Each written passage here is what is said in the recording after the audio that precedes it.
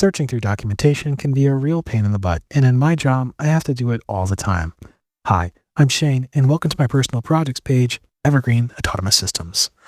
I decided to take the documentation I work with and throw it into a vector database. Then, using retrieval augmented generation techniques, have an AI agent search it for me instead. The end result is a complete knowledge-based system of over 20 workflows created with the workflow automation platform n8n, which I'm making available for everyone in the spirit of open source and free education.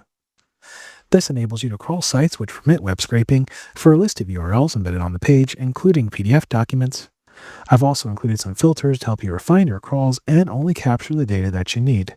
Then, you can take that list and scrape your target data, which is automatically formatted for use in the vector database.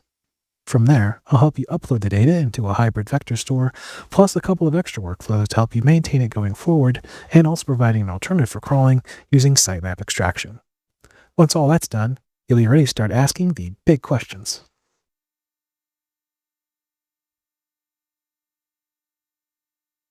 Okay, well, maybe not that one, but you'll have a pretty good idea if an AI agent will be helpful in navigating your documentation. Plus, this can also be used to keep up to date on the latest news and research, so I hope you find it helpful. The best part is, all the services I use in this series either have free tiers or free trials without requiring a credit card, so go nuts. Feel free to make these workflows your own, or just draw inspiration from them for your next project. I'm not looking to become a YouTube content creator, just paying it forward to the folks who share their knowledge openly too. If you'd like to support me though, please connect with me on LinkedIn. I'd love to grow my network and learn what you've been working on too. Thank you to all the products and service providers which make this project possible, and thank you very much for watching.